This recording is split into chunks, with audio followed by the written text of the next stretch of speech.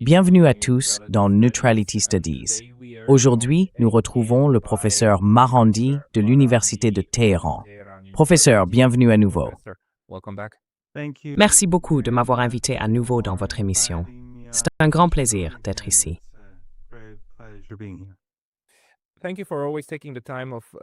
Merci de toujours prendre le temps de nous donner des nouvelles. J'aimerais savoir ce qui s'est passé au cours de la dernière semaine et demie depuis notre dernière conversation. Je veux dire, comment se passe la vie à Téhéran en ce moment? Et comment interprétez-vous l'état actuel de la guerre maintenant que nous arrivons pratiquement à la fin de la 4e semaine?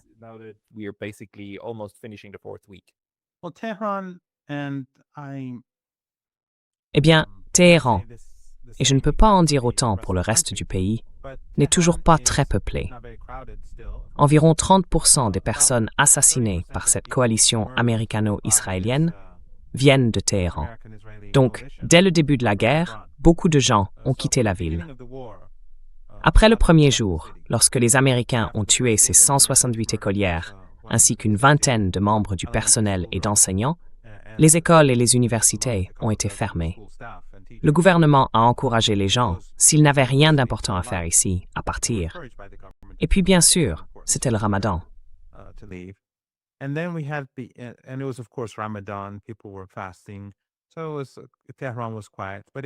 Les gens jeûnaient, donc Téhéran était calme. Mais c'est toujours calme maintenant, parce que nous sommes pendant le Nouvel An iranien. Oui, et le Nouvel An iranien, c'est un peu comme Noël et le Nouvel An en Occident. Les écoles sont fermées pendant 2 semaines, les bureaux pendant 1 semaine, mais la deuxième semaine est plutôt tranquille. Les gens prennent généralement leurs vacances à ce moment-là. Donc Téhéran reste calme. Cela va durer encore une dizaine de jours, puis les commerces devront rouvrir. Donc oui, c'est calme. Quand j'ai traversé la ville hier, la circulation était fluide. Ils bombardent encore, bien sûr, mais ces 2 ou 3 derniers jours, les bombardements ont diminué.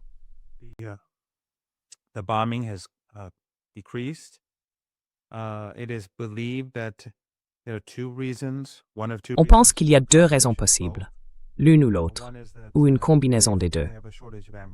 La première est qu'il manque de munitions. Les Américains et les Israéliens bombardent tellement les villes et les populations qu'ils finissent par manquer de ces armes. Les systèmes de défense et aussi les avions de chasse s'usent. Et bien sûr, nous savons tous que les avions doivent être révisés. Cela pourrait donc être une raison, probablement la bonne. La deuxième raison est qu'ils prévoient d'attaquer le territoire iranien et d'envahir. Donc, ils essayent peut-être de se préparer à cette attaque. J'imagine que c'est une combinaison des 2. Puis-je simplement demander,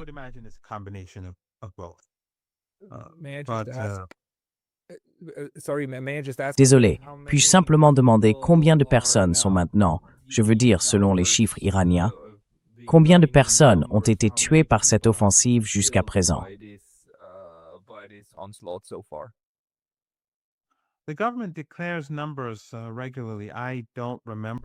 le gouvernement publie régulièrement des chiffres. Je ne me souviens pas exactement, mais j'imagine que le total doit être d'environ 2000 à présent, ou quelque chose comme ça. Autour de 2000, oui.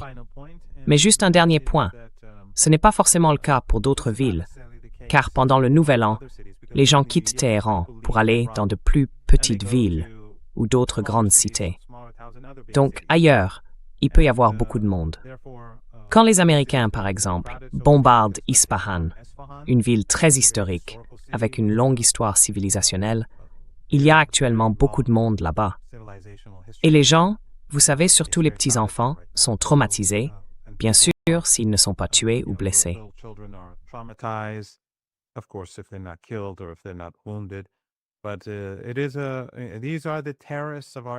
Mais ce sont les terroristes de notre époque, les pilotes des forces aériennes américaines et israéliennes. Ce sont eux qui bombardent pays après pays, depuis partout. Le Venezuela plus récemment, mais aussi la Libye, la Syrie, l'Irak, Gaza bien sûr, et le Yémen. Ce sont donc les terroristes de notre époque, et maintenant c'est au tour de l'Iran. Mais la différence, c'est que l'Iran est déterminé à les repousser, et qu'il en a le pouvoir. Je constate chez les Iraniens que leur morale est très élevée et qu'ils sont très confiants. J'ai toujours pensé que l'Iran finirait par vaincre cette coalition occidentale dans cette guerre. Mais je n'aurais jamais imaginé le moral des Iraniens ordinaires est encore plus haut que je ne le croyais.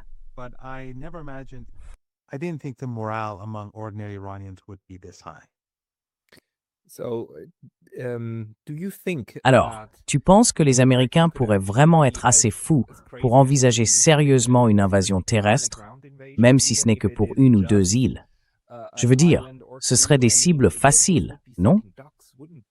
Vu la manière dont l'Iran continue de riposter contre Israël et les États-Unis, les bases et tout ça, tu crois qu'ils prennent vraiment ça au sérieux?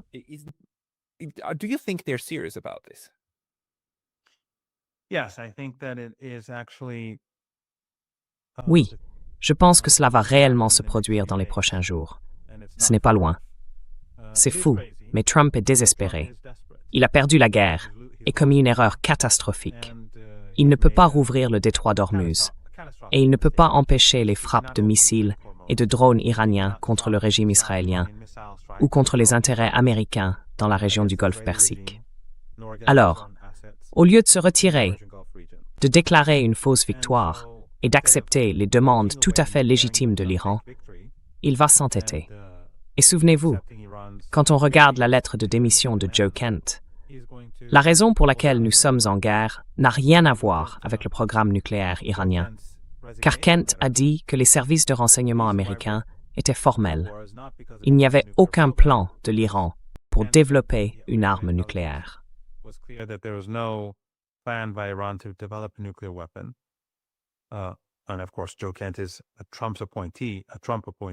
Et bien sûr, Joe Kent est un nommé de Trump. Il a également déclaré très clairement que l'Iran ne représentait pas une menace pour les États-Unis. Mais cette guerre continue, ou plutôt, elle a commencé et se poursuit, à cause du sionisme, du lobby sioniste aux États-Unis et du régime israélien. Donc, toute la guerre, depuis le tout début, je pense que beaucoup d'entre nous, je le dis depuis des années, savaient que cela se déroulerait ainsi et que les États-Unis échoueraient. Et cela se produit comme prévu. C'était de la folie, dès le premier jour. Donc la folie qui continue ne devrait pas être si surprenante.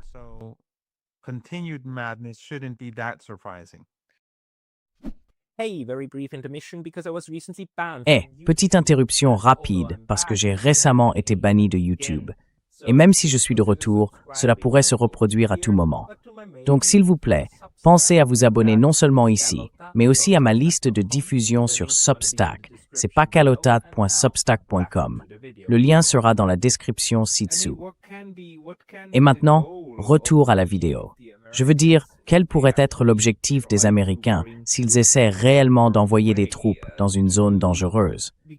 Parce qu'il ne fait aucun doute que l'Iran les frappera, n'est-ce pas? Il ne fait aucun doute que ces missiles et ces drones iront directement sur les troupes et les tueront, n'est-ce pas? Ou vois-tu une autre logique possible?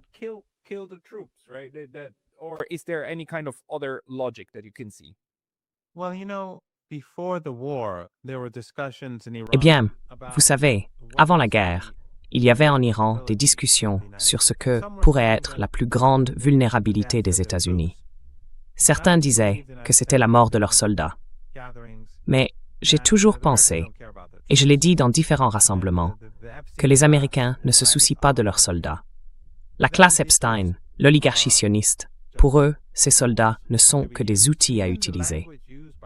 Même le langage employé par Trump et Lindsey Graham, entre autres, montre clairement que la vie de ces soldats n'a pas d'importance. Vous le savez mieux que moi, mais les soldats américains viennent généralement des milieux pauvres, et les classes et communautés pauvres aux États-Unis n'ont aucune influence. Quand leurs enfants sont tués, ils meurent simplement et sont enterrés.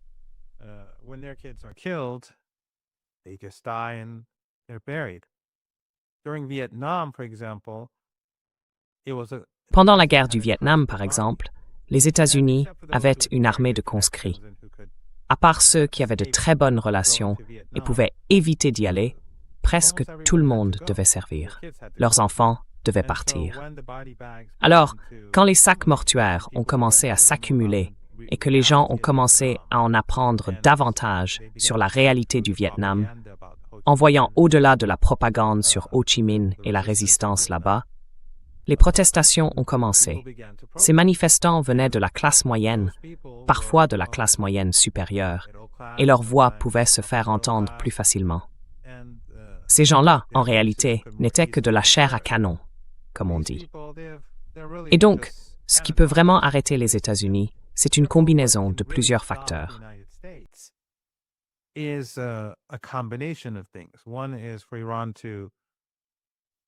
La première option serait que l'Iran riposte et frappe ses troupes, qui, j'imagine, sont elles-mêmes pour la plupart des victimes de l'Empire. Mais la seconde serait de maintenir le détroit d'Ormuz fermé, car le pétrole, le gaz et les produits pétrochimiques qui en proviennent appartiennent à des pays impliqués dans cette guerre. Le Koweït, les Émirats, l'Arabie saoudite, Bahreïn, le Qatar, ils ont tous des bases américaines. Ils facilitent tous la guerre. Ils ont permis aux Américains, dès le premier jour, d'utiliser leur espace aérien et leur territoire pour tirer des missiles. Ils font partie de cette guerre et ils financent les Américains. Au moins le Qatar, l'Arabie saoudite et les Émirats financent la guerre. Saudi Arabia and the Emirates, they are funding the war. But so by stopping their oil and gas, donc, en stoppant leur pétrole et leur gaz, pour la plupart, l'Iran en laisse passer un peu. Ce qu'ils font, c'est exercer une véritable pression sur les États-Unis. Et ce que les États-Unis veulent, en prenant ces îles, c'est rouvrir le détroit d'Ormuz. Mais le problème, c'est que l'Iran ne garde pas le détroit fermé en plaçant des troupes sur le rivage. Ça, c'est du 19e siècle, du 20e siècle. Ils tirent des missiles et des drones depuis des centaines de kilomètres. Donc, si les Américains veulent arrêter ces missiles et ces drones, ils devraient pénétrer profondément à l'intérieur de l'Iran. Et c'est impossible avec 5, 10, 20, 30, 40 000 soldats. Cela semble complètement insensé. Mais tout ce que Trump a fait jusqu'à présent est insensé.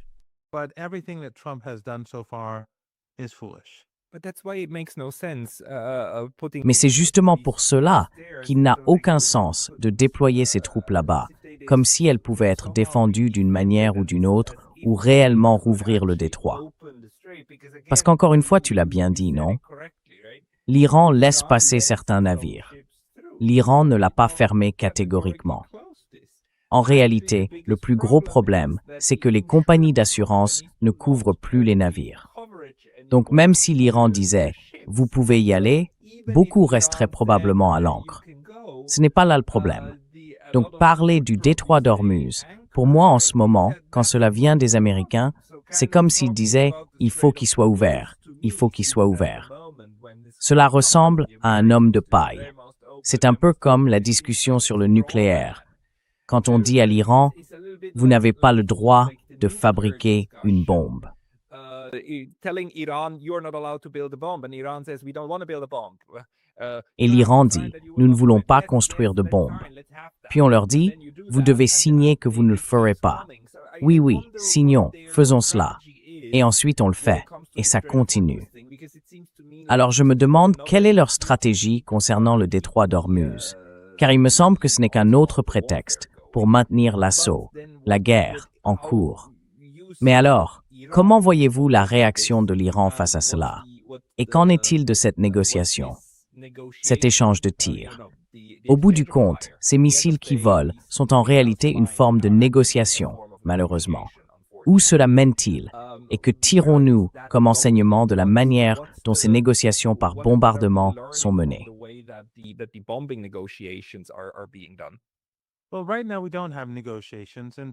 Eh bien, pour l'instant, nous n'avons pas de négociations.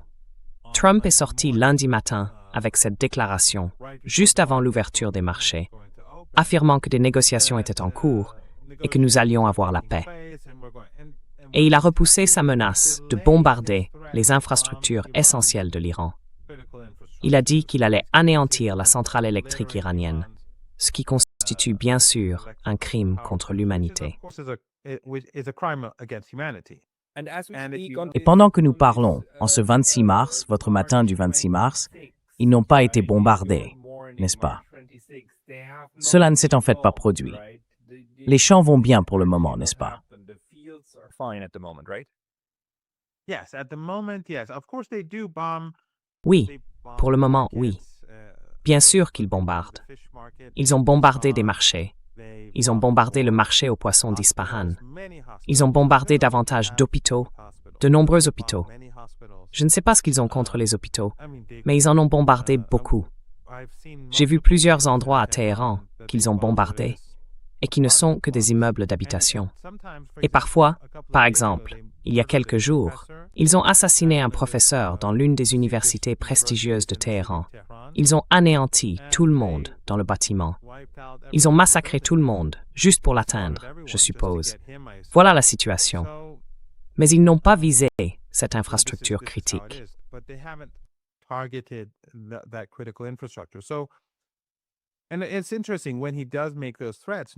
Et c'est intéressant, lorsqu'il profère ces menaces, personne en Occident ne dit qu'il s'agit de crimes contre l'humanité. Aucun média occidental, ni aucun dirigeant européen ne le condamne. De la même manière, quand il dit qu'il affame le peuple cubain, personne ne le condamne non plus. Aucun journaliste aux États-Unis ou en Europe, ni dans les grands médias traditionnels, les médias d'Epstein, les journalistes sous contrôle, aucun d'entre eux ne dénonce cela. Ils étranglent Cuba. On pourrait penser que le monde serait en émoi et que la société civile occidentale serait indignée. Mais on n'entend rien de tout cela. On n'en parle pas pour Cuba, ni pour l'Iran, ni pour le Liban, ni pour Gaza, ni pour le Yémen, ni pour aucun autre endroit, partout où l'Empire cible.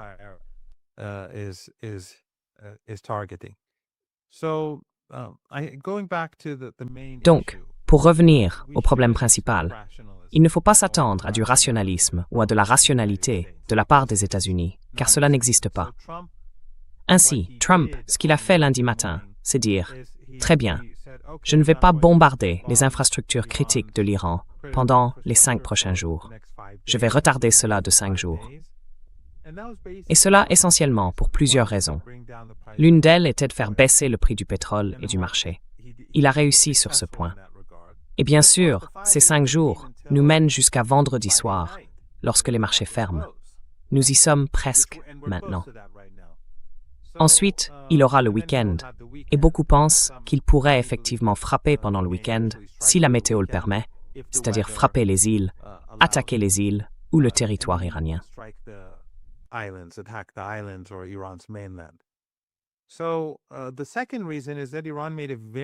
La deuxième raison, c'est que l'Iran a proféré une menace extrêmement grave en déclarant que si on frappait ces infrastructures critiques, il détruirait celles situées de l'autre côté du golfe Persique. Car ces pays sont complices de cette guerre. Ils apportent leur aide et l'Iran riposterait.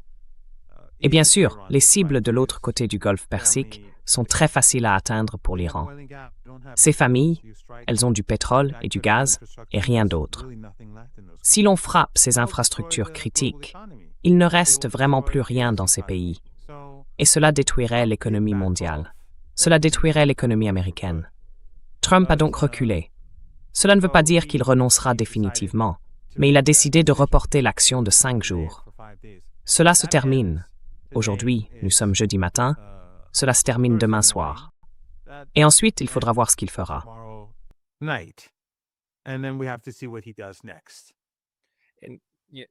Tu sais quand j'ai dit qu'il y a autre chose. Désolé Pascal, juste une chose de plus.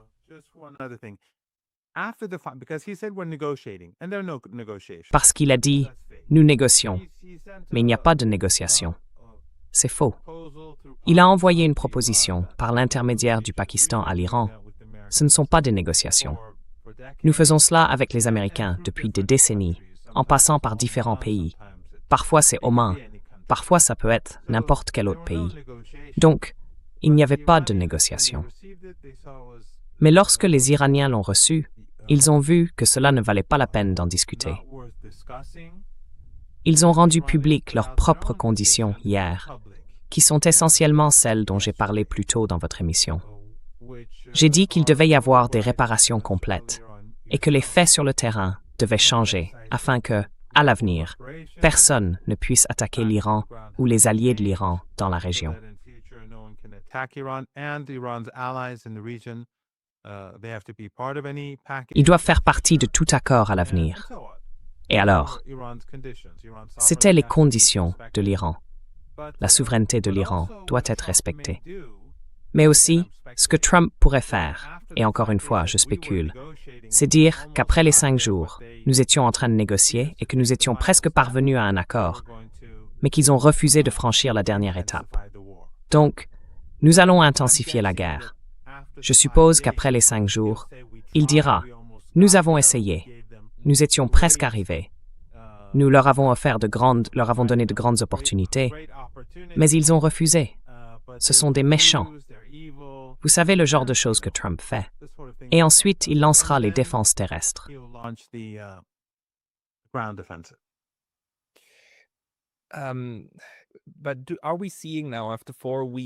Mais voyons-nous maintenant, après 4 semaines, une certaine forme de régularité ou de ligne rouge en ce qui concerne ce qui est bombardé et ce qui ne l'est pas? Je veux dire, malheureusement, je pense que les Israéliens ont en réalité attaqué des installations iraniennes, non seulement des installations pétrolières, mais même des centrales nucléaires, et que l'Iran a riposté contre Dimona. Mais jusqu'à présent, nous n'avons pas encore eu de catastrophe nucléaire, heureusement. Voyez-vous un quelconque mouvement dans le sens où l'autre camp, les Américains, les Israéliens, se retirerait un peu? Ou a-t-il semblé que l'Iran a réussi à tracer une ligne rouge? Y a-t-il quelque chose que vous puissiez discerner?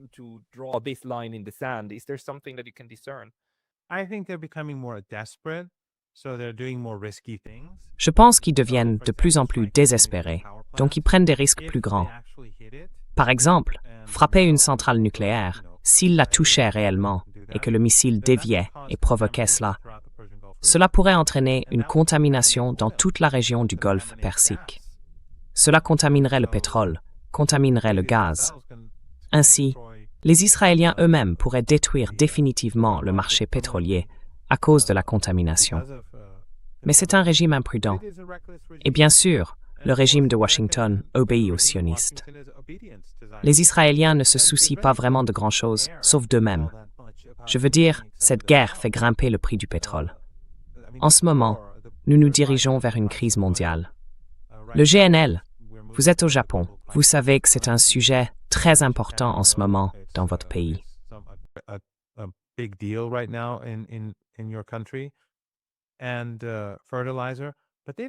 Et les engrais. Mais ils s'en moquent.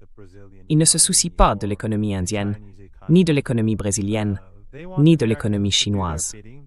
Ils veulent que les Américains fassent ce qu'ils leur demandent, car ils ont des ambitions de domination régionale. Le Hamas peut en avoir aussi. Et donc, les Iraniens, sachant que les Israéliens n'ont aucune ligne rouge, ont riposté et frappé Dimona, ainsi que des bâtiments liés à leur programme nucléaire, des centres de recherche, etc., pour leur envoyer un message. Et les missiles sont très précis. Les Israéliens comprennent donc que s'ils vont plus loin, les Iraniens iront plus loin aussi. Le seul moyen de maintenir ce régime à distance est de lui faire ressentir ce type de peur. Mais ils ont frappé, et cela, je pense, est un point important. Je ne sais tout simplement pas combien de temps cela va durer.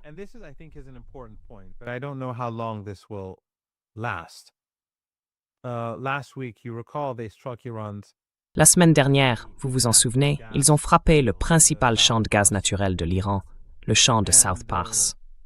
Les Iraniens avaient prévenu à l'avance que si on les attaquait, ils riposteraient bien plus durement. Et l'Iran l'a fait. Ils ont détruit des actifs clés au Qatar, en Arabie Saoudite et aux Émirats. Cela a poussé Trump à reculer. Il a déclaré « Je n'étais pas au courant de cela. Israël ne le refera pas. » Cela montre que les représailles de l'Iran ont un impact. Ils n'ont pas attaqué d'infrastructures critiques depuis, mais cela ne veut pas dire que cela ne se reproduira pas. Rien de ce que dit Trump n'est jamais certain. C'est pourquoi nous ne pouvons pas négocier avec Trump. C'est pourquoi un accord de paix ou un cessez-le-feu ne fonctionne tout simplement pas. C'est pourquoi l'Iran refuse tout cessez-le-feu.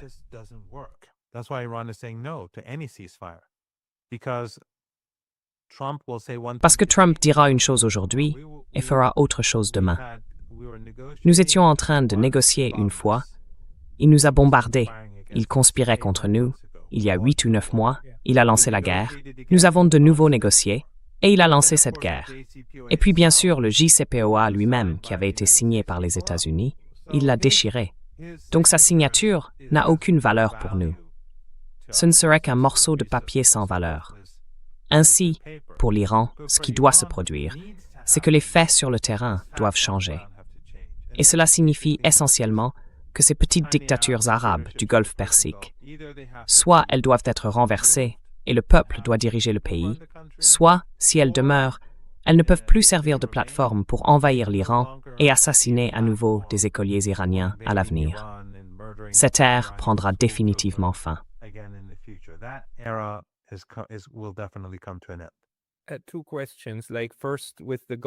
Deux questions.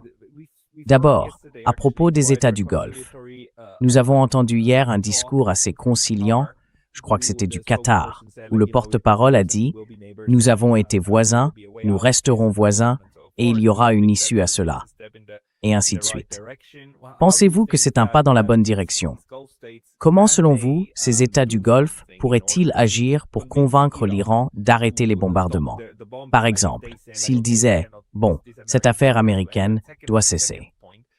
Et ensuite, reste-t-il en Israël des cibles de grande valeur que l'Iran n'attaque pas, afin de les garder comme moyen de pression, comme, disons, une usine de dessalement ou quelque chose de plus haut sur l'échelle de l'escalade qui resterait menacée? Eh bien, en réalité, l'Iran a fait preuve de beaucoup de retenue jusqu'à présent.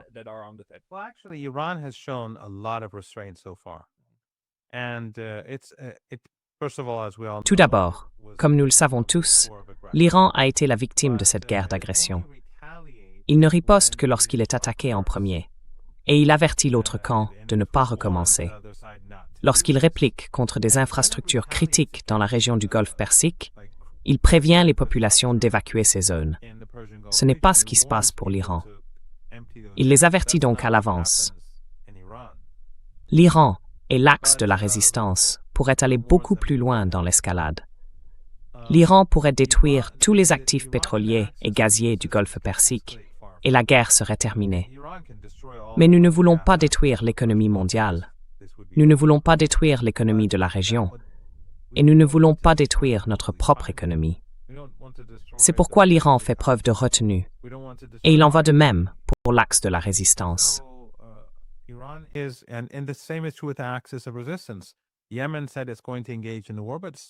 Le Yémen a déclaré qu'il allait s'engager dans la guerre, mais jusqu'à présent, ce front est resté calme. En Irak, la résistance frappe des cibles américaines, mais elle pourrait aller bien plus loin. Ainsi, l'axe, en général, réagit à ce que fait l'autre camp. Je suppose, et j'en suis certain, que lorsque les États-Unis attaqueront l'Iran avec des troupes au sol, l'Iran intensifiera assurément le conflit de manière considérable. Il a déjà déclaré que tout pays autorisant ou facilitant le passage de ses troupes verrait ses infrastructures clés détruites. Les Iraniens n'ont pas précisé de quel pays il s'agit, mais ils ont affirmé qu'une fois les États-Unis passés à l'attaque, les infrastructures essentielles de ce pays seraient détruites.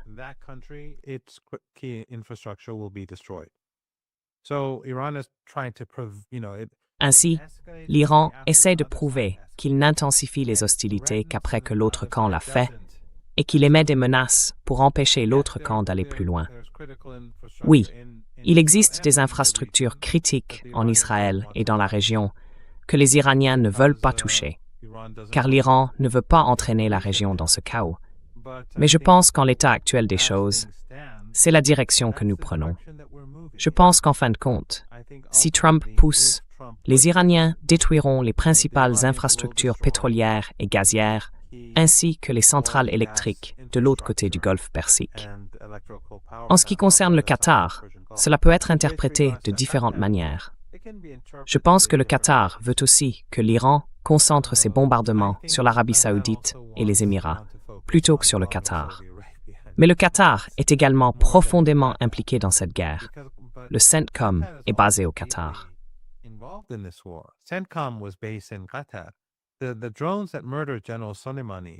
Les drones qui ont tué le général Soleimani sont partis du Qatar. Et le Qatar, bien sûr, a financé l'État islamique et Al-Qaïda à la demande des États-Unis et d'autres groupes terroristes. Je veux dire, les Saoudiens ont fait la même chose, et d'autres aussi, mais le Qatar a été une force centrale et a continué quand les autres ont arrêté.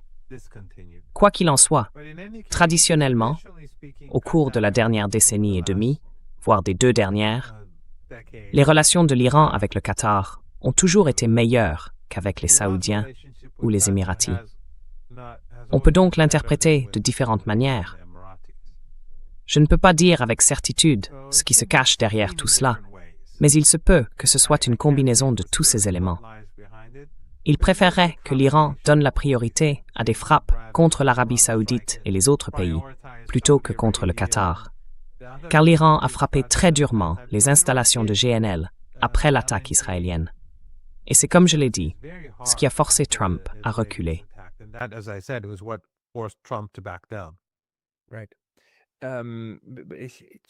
Il me semble que les États du Golfe sont sacrifiés. Ils sont abandonnés par les États-Unis et par Israël, car si eux sont touchés, cela ne leur fait pas tant de mal. Il existe une théorie selon laquelle Donald Trump voudrait en réalité nuire à la région du Golfe, et que la baisse du pétrole et du GNL provenant de là-bas serait en fait bénéfique pour les États-Unis et leurs exportations, puisqu'ils sont indépendants sur le plan énergétique et sortiraient économiquement gagnants de toute cette affaire. En ce sens, l'Iran rendrait service aux États-Unis. Comment interprétez-vous cet argument?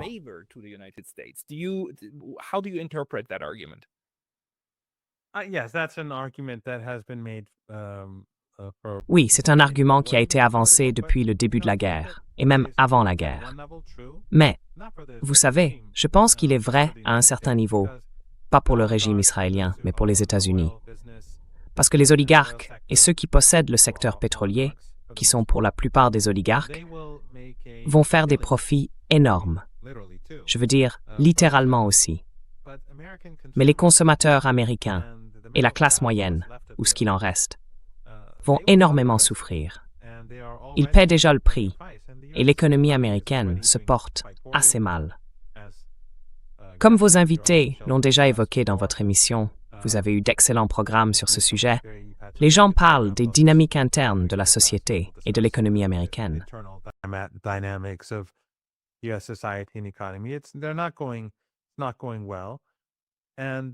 Les choses ne se passent pas bien. Et je pense que, avec la division qui existe aux États-Unis, c'est une très mauvaise nouvelle pour le pays. Si cette guerre continue, et que la pénurie de pétrole, de gaz naturel, d'engrais et de produits pétrochimiques continue de s'aggraver, et elle le fera, elle s'aggrave d'une minute à l'autre, alors cela aura un effet extrêmement négatif sur les États-Unis. Ces oligarques vont gagner beaucoup d'argent, mais les Américains ordinaires ressentiront la douleur et la souffrance. C'est comme dans les forces armées américaines, où les soldats viennent tous de la classe ouvrière. Cela n'affectera pas les milliardaires, dont les enfants n'ont jamais tiré avec une arme, sauf pour la chasse ou pour le plaisir.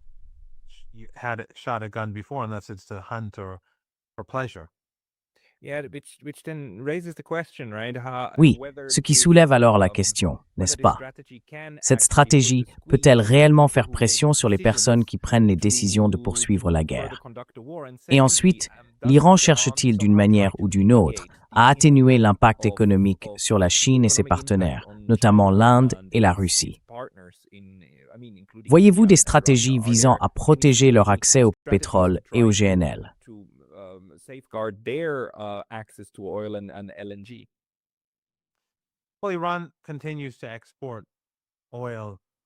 Eh bien, l'Iran continue d'exporter du pétrole vers ses alliés, et le pétrole iranien transporté par des pétroliers en mer est en train d'être vendu. Ces pétroliers seront tous vidés relativement bientôt. L'Iran facilite également le passage de certains pétroliers par le détroit d'Ormuz, comme le Bangladesh, qui est vulnérable. Je pense qu'ils les ont aidés à faire passer un pétrolier. Mais comme vous l'avez dit, certains de ces pétroliers, ou plutôt les ressources pétrolières et gazières, appartiennent à des pays impliqués dans cette guerre. L'Irak, en revanche, par exemple, ne l'est pas. Et je pense qu'un certain nombre de pétroliers ont quitté le Golfe Persique en direction des marchés d'Asie du Sud et d'Asie de l'Est. heading towards Donc l'Iran, markets, let's say, in encore une South fois, Asia and l'Iran ne veut pas de cette guerre. So, Iran, Iran doesn't want this war. Iran allowed a couple of LNG. L'Iran a autorisé 2 méthaniers appartenant à l'Inde à partir. En échange, l'Inde a libéré 3 pétroliers pleins de pétrole qu'elle retenait littéralement en otage à la demande de Trump. Donc, je veux dire, il y a eu quelques petits accords de ce genre qui ont également eu lieu.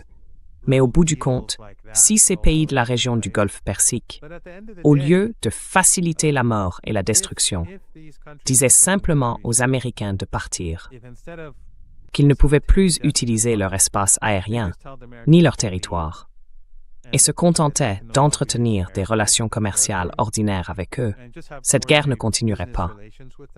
Elle serait terminée, car les Américains ne peuvent pas faire la guerre à l'Iran sans les pays situés de l'autre côté du Golfe Persique.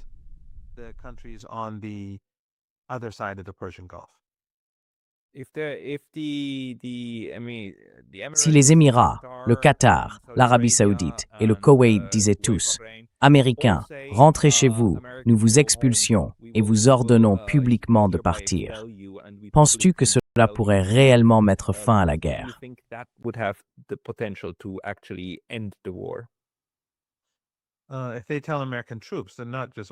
S'ils demandent aux troupes américaines de partir, ce ne sont pas de simples Américains, ce sont les troupes. Oui, bien sûr, l'Iran exigerait toujours des réparations pour tous les dégâts déjà causés. Mais ce serait un immense pas vers la fin de toute cette affaire. Le conflit de l'Iran avec ces pays, à l'exception de la question des réparations, serait terminé.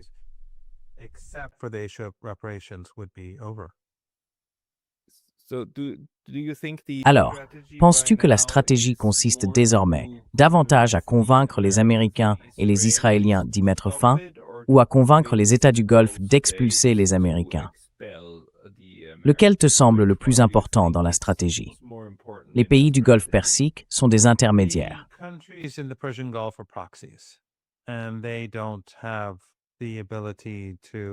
Et ils n'ont pas la capacité de... Je veux dire, ils ont renoncé, ils ont abandonné depuis des années la capacité de prendre leurs propres décisions. Lorsque les États-Unis ont installé leurs bases dans la région, leur influence ne s'est pas limitée à ces bases. Ils ont pris le contrôle de tout. Et je pense qu'en vivant au Japon, tu le comprends très bien. La présence américaine au Japon ne se limite pas à quelques bases militaires où les soldats s'entraînent. Non, c'est un réseau d'influence étendu à travers tout le pays, où en fin de compte, le Japon devient, malgré toute sa richesse, un proxy des États-Unis.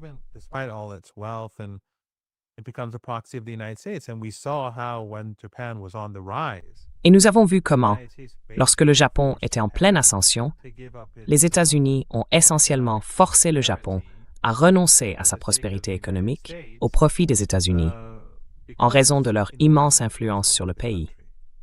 Et maintenant, alors que le Japon entre dans une crise plus profonde, les États-Unis ne permettront pas au Japon d'utiliser tous les outils dont il dispose pour faire face à cette crise. Encore une fois, à cause de leur énorme influence dans le pays.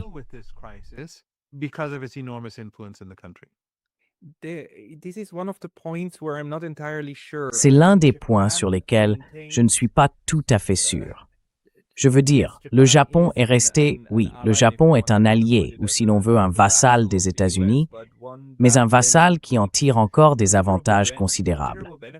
Et parfois, dans des moments critiques des années 1980 que vous avez mentionnés, le Japon a su faire semblant de céder tout en continuant à tirer d'importants bénéfices de la manière dont les choses étaient menées.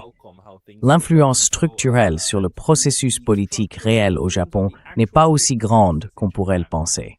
C'est pour cela que je me pose la question.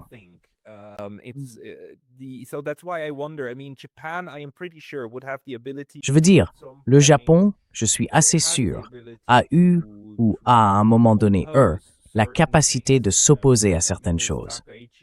Madame Takahashi l'a d'ailleurs fait un peu lorsqu'elle est allée récemment aux États-Unis en disant que le Japon ne pouvait pas envoyer de navires. Désolé, nous avons une constitution pacifiste à l'article 9 et nous ne pouvons pas. Vraiment désolé. Bien qu'elle-même souhaiterait la modifier, elle s'en est servie comme prétexte pour dire Non, nous ne pouvons rien faire. Il y a donc bien une forme d'autonomie, bien sûr. Je me demande donc si cette autonomie n'existe pas dans les États du Golfe. Well, I agree. I mean, I'm not saying that Non, eh bien, je suis d'accord. Je veux dire, je ne dis pas que le Japon est un pur relais des États-Unis. Le Japon est après tout un pays immense, doté d'un long héritage et d'une économie solide. Après les guerres mondiales, il s'est reconstruit. Mais malgré tout, l'influence des États-Unis ne se limite pas aux bases. Cette influence va bien au-delà. Ces bases font partie d'un réseau. Et ici, c'est la même chose, sauf que ces régimes sont beaucoup plus faibles et plus vulnérables. Ce sont des dictatures familiales, et leurs politiques vont à l'encontre des opinions de la population de leur propre pays. Aux Émirats, par exemple, qui constituent le régime le plus pro-sioniste, mes amis qui vivent aux Émirats sont tous exclusivement occidentaux. Tous, sans exception. Je ne parle pas du tout aux Iraniens des Émirats, car je ne veux mettre personne en difficulté.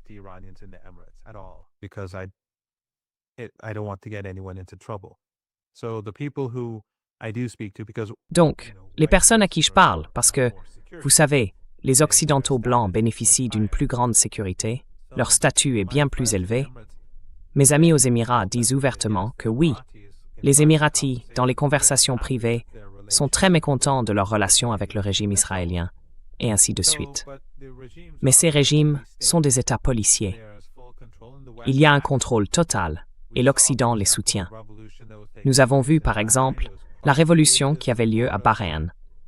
Elle a été écrasée avec le soutien de l'Occident, et bien sûr des autres dictatures de la région du Golfe Persique.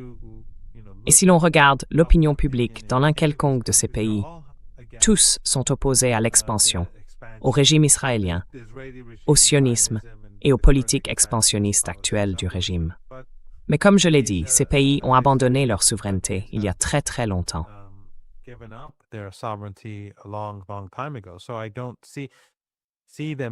Donc je ne les vois pas capables de faire un tel mouvement.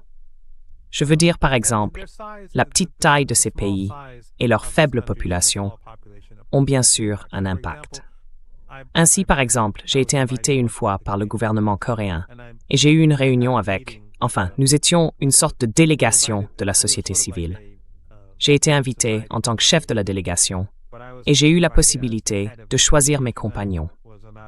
Nous étions 4 et nous sommes allés rencontrer le responsable au ministère des Affaires étrangères, le chef, si je ne me trompe pas, de l'Asie de l'Ouest et de l'Afrique. C'est ainsi que c'était structuré, je crois. En Corée? En Corée du Sud, oui. Corée du Sud, d'accord. Et donc, lorsque nous nous sommes assis et avons parlé, avant que la conversation ne commence, c'était au ministère des Affaires étrangères. Il a dit, « Je dois dire une chose d'abord, car c'était le dernier jour de notre visite. »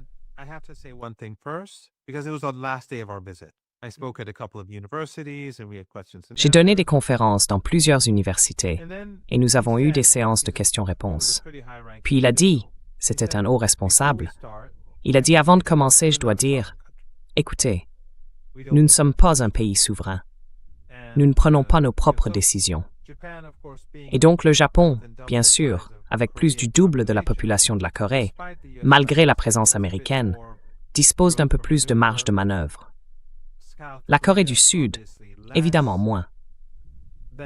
Puis, Bahreïn, ce sont tous des régimes familiaux. Bahreïn, le Qatar, une population de quoi? 400 000 habitants. Les Émirats, une population de 1,2 million, 3 millions. Ils ont renoncé à leur souveraineté il y a longtemps. Avec des populations aussi petites, totalement dépendantes du pétrole et du gaz, gaspillant des milliers de milliards de dollars en armes inutiles qu'ils n'utiliseront jamais, ils ne peuvent pas prendre leurs propres décisions.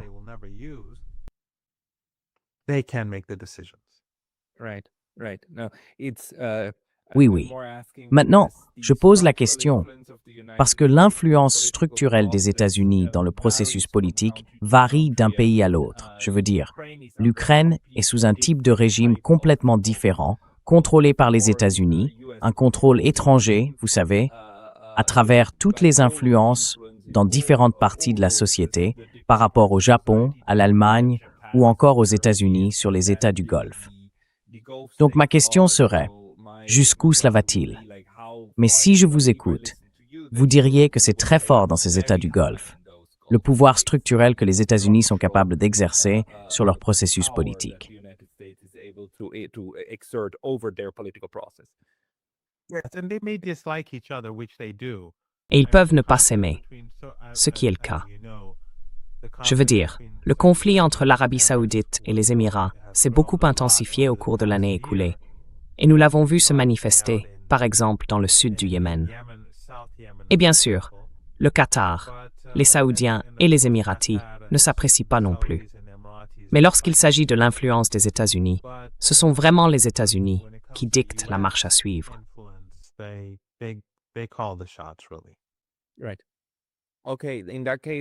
D'accord. Très bien. Dans ce cas, je veux dire encore une fois, nous en sommes toujours à la 4e semaine et il semble que nous devions simplement attendre et voir ce qui va se passer. Y a-t-il quelque chose pour conclure cet entretien que vous aimeriez encore souligner ou partager avec nous, ou avons-nous couvert la plupart des points importants? Eh bien, quelque chose d'un peu personnel, en fait. Ah oui, la prime sur votre tête. Je suis désolé, mais oubliez de passer les questions à ce wege. Et j'ai vu ça. Yes, it's not something that deters me. Oui, c'est pas quelque chose qui me dissuade, mais je pense qu'il est important que les gens sachent comment l'Occident fonctionne réellement. Donc sur Twitter, il y a une prime sur ma tête, un compte vérifié, qui a aussi un partenariat rémunéré. Ils ont mis une prime sur ma tête. Ils font du financement participatif pour réunir $1 million. C'est une entité israélo-ukrainienne, louche. Personne ne peut me dire exactement qui ils sont. J'imagine que c'est le Mossad, mais ils font du crowdfunding. Ils veulent lever $1 million pour m'enlever, ce qui, bien sûr, mènerait probablement à la torture et au meurtre. Mais le fait est que des milliers, de nombreux milliers, peut-être des dizaines de milliers de personnes ont porté plainte, et Twitter refuse de le supprimer. And Twitter refuses to remove it. No Western journalists, and of course, I know many Aucun journaliste occidental. Et bien sûr, je connais beaucoup de journalistes occidentaux, et beaucoup d'entre eux me suivent, soit avec leurs comptes principaux, soit avec leurs comptes secondaires. Aucun d'entre eux ne m'a contacté. Aucun n'a soulevé la question. CNN, qui me connaît très bien, la BBC, ils me connaissent très bien, Sky News, ils me connaissent très bien, et la liste continue. The Guardian, The Independent, ils me connaissent tous. The Times of London, ils me connaissent tous. Aucun d'entre eux ne dira quoi que ce soit à ce sujet. Aucun. Bien sûr, aucune enquête, aucun politicien ne dira quoi que ce soit à ce sujet. Et à mon avis, c'est une affaire importante. Pas à cause de moi. Je ferai ce que j'ai à faire. Et si je suis enlevé ou tué, la menace d'être enlevé ou tué ne changera pas ma façon d'agir.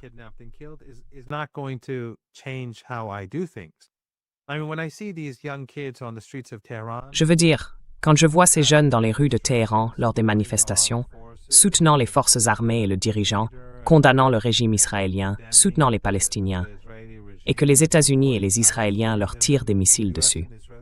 Et c'est littéralement le cas, non? Comme nous en avons parlé plus tôt, je ne suis pas sûr, mais j'étais à l'un de ces rassemblements et une femme a été tuée. Les gens sont restés impassibles. Ils n'ont pas bougé. Ces jeunes hommes et femmes ont tenu bon. S'ils tiennent bon, je ne peux rien faire d'autre que de tenir bon moi aussi. Ce qui est important, c'est que les gens comprennent que les réseaux sociaux en Occident sont des outils de l'Empire.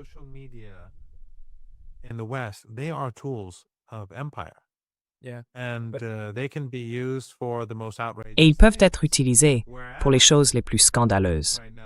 En ce moment, ils viennent de bombarder Téhéran. Je ne sais pas si tu as entendu, mais beaucoup de mes tweets ont été supprimés. J'ai été banni d'Instagram il y a des années. Je n'y ai plus de compte. J'ai été banni de Facebook il y a des années aussi. Je n'y ai plus de compte non plus. Mais j'ai eu de nombreux tweets sur Twitter qui ont été retirés ou qu'on m'a forcé à supprimer. Par exemple, j'ai publié une photo d'enfants morts à Gaza et au-dessus j'ai écrit « Civilisation occidentale ». Ils l'ont supprimé et m'ont dit, si vous ne retirez pas cela, vous perdrez l'accès à votre compte. If you do not remove this, you will not have access to your account. So I have to remove tweets. Donc je dois supprimer des tweets qui ne sont pas des menaces. Ils disent simplement qu'ils tuent des enfants. And then Et ensuite, eux peuvent lever des fonds pour m'enlever, me torturer et probablement me tuer. Et cela ne sera pas supprimé. probably Il n'y a aucune enquête, aucun intérêt de la part des médias occidentaux. Alors quand je dis, parce que parfois on me demande, pourquoi dis-tu la classe Epstein? Quand je dis la classe Epstein, c'est parce qu'il s'agit d'une certaine catégorie de personnes, totalement corrompues, sans aucune limite morale, qui possèdent non seulement ces gouvernements, mais aussi les médias. Ils contrôlent tout. But they own the media too. Yeah, They're in full control. yeah, they do. And the tweet you're talking Oui, about, I mean, c'est le cas. the Et le people who tweet put dont that tu parles, out, les personnes qui l'ont publié, celles qui font le financement participatif, elles paient même Twitter pour le diffuser davantage, non? C'est une sorte de publicité payante sur X, et c'est autorisé. Et encore une fois, elles veulent mettre une prime sur ta tête. Le tweet est là, le compte est là, c'est vraiment stupéfiant. Il est en ligne depuis une semaine maintenant. There, it's just quite stunning. It's been there for a week now. I joke with my family. I say, look, the people who are going to turn me in are this Je plaisante avec ma famille.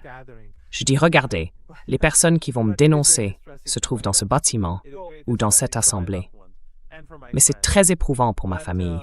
C'est très éprouvant pour mes proches et pour mes amis. Mais la question, ce n'est pas moi. J'en parle pour que les gens comprennent qui est Elon Musk, ce qu'est The Guardian, ce qu'est le New York Times, ce qu'est le Washington Post, ce qu'est CNN. Ce n'est pas un ensemble monolithique de médias. Ils ne sont pas identiques. Ils sont comme le Qatar et les Émirats. Ils ne s'aiment pas. Mais au bout du compte, ils sont contrôlés par la même classe, la même oligarchie sioniste qui donne les ordres. Et ils ont évidemment leurs propres divergences entre eux, mais ils partagent aussi des intérêts très similaires. But they have very similar interests too. Yes, they do. And look, I'm very sorry that Oui, c'est le cas. Et écoutez, je suis vraiment désolé que cela vous arrive et que des gens essayent de faire du financement participatif pour mettre une prime sur votre tête, ce qui est répugnant en soi. Le fait que cela soit diffusé est encore une fois tout aussi répugnant. Cela montre très clairement le deux poids, deux mesures, l'hypocrisie, et ainsi de suite, de tout ce processus dans lequel nous nous trouvons. Et tant que l'Occident, eh bien c'est vraiment un monstre. Je veux dire, faire cela, le permettre, et en plus le faire passer par la société civile. Mais malheureusement, c'est là où nous en sommes. Professeur Marandi, pour les personnes qui souhaitent vous suivre, elles devraient d'abord et avant tout aller sur votre compte Twitter ou votre compte X. J'essaierai de le mettre en lien ci-dessous. Nous reparlerons aussi. Je vous remercie pour toutes les mises à jour et les analyses que vous fournissez. Quelque chose à ajouter?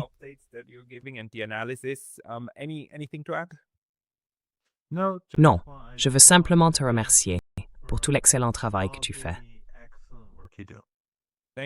Merci et merci de nous avoir fait ce reportage depuis Téhéran, professeur Marandi. À la prochaine. Au revoir pour l'instant. Bye for now.